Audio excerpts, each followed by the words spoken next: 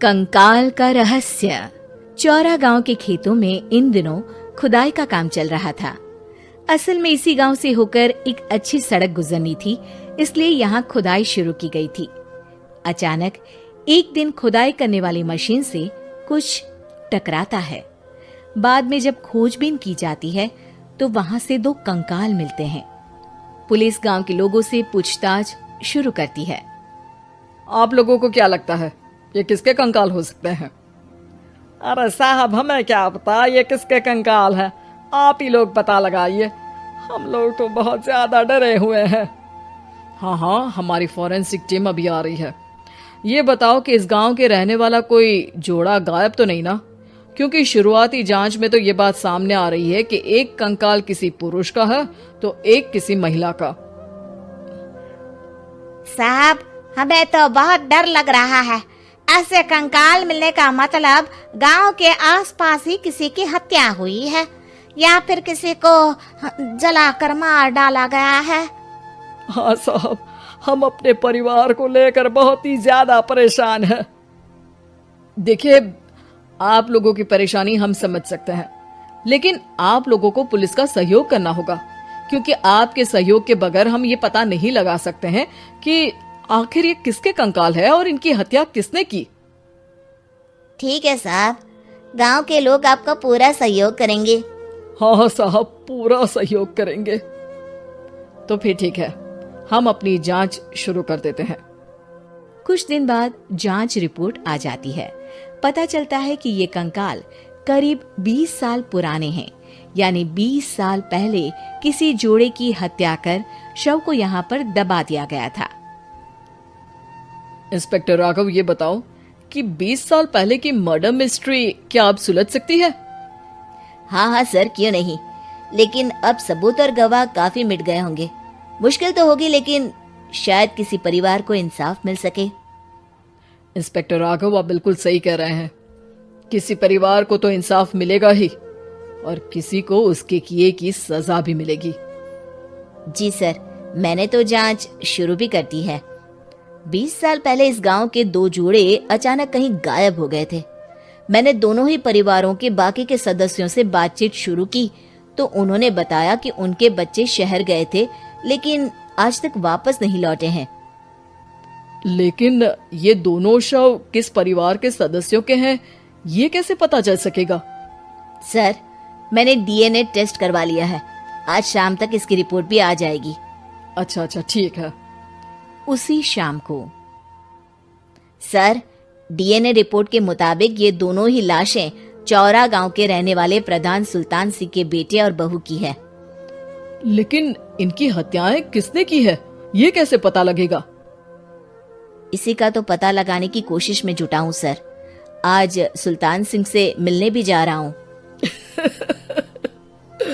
मेरा बेटा और बहू तो मेरे लिए सिर्फ यादों में ही रह गए थे। हमें उनकी लाशें तक नहीं मिल सकी थी। आज 20 साल बाद उनके कंकाल मिले हैं। मैं अब किसके लिए जीऊं?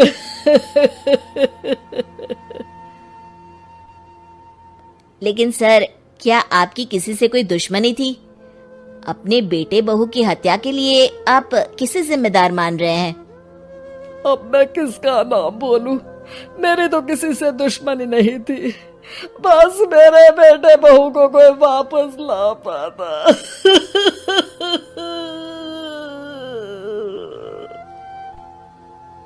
इसके बाद सुल्तान सिंह फूट फूट कर रोना शुरू कर देते हैं।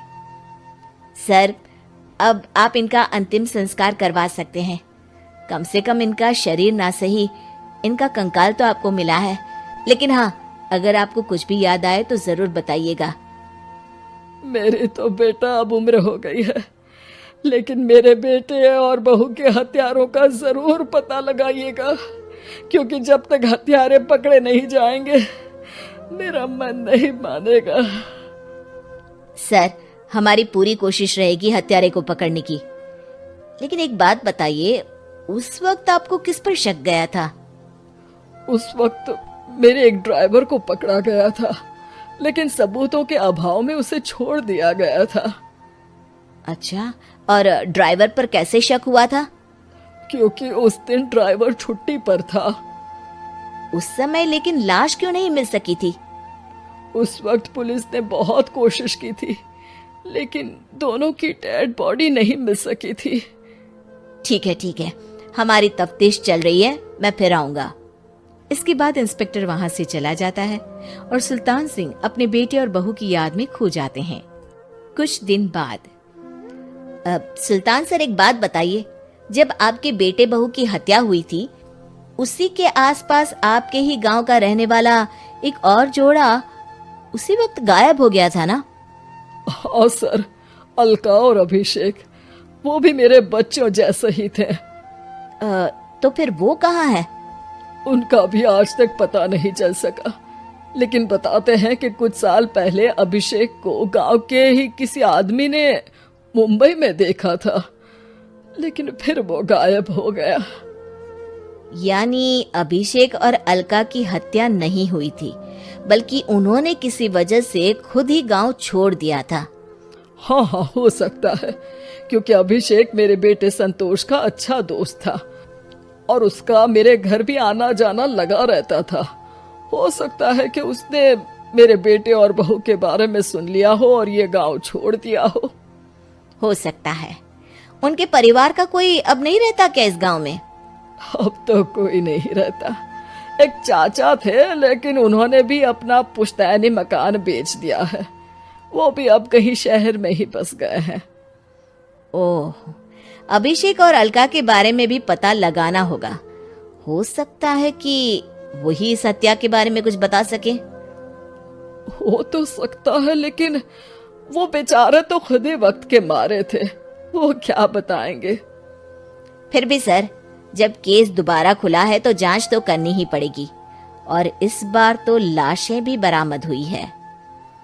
कुछ दिन तक लगातार तफ्तीश चलती रही। एक दिन थाने से सुल्तान सिंह को फोन आता है। हाँ, कौन बोल रहा है? सर, मैं कांस्टेबल तुलाराम बोल रहा हूँ थाने से। आपको थाने आना पड़ेगा। थाने? लेकिन क्यों? सर, किसी की पहचान करवानी है। अच्छा ठीक है, मैं दोपहर तक पहुंचता हूँ।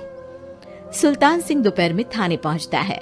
कई पुलिस के अधिकारी वहां मौजूद रहते हैं।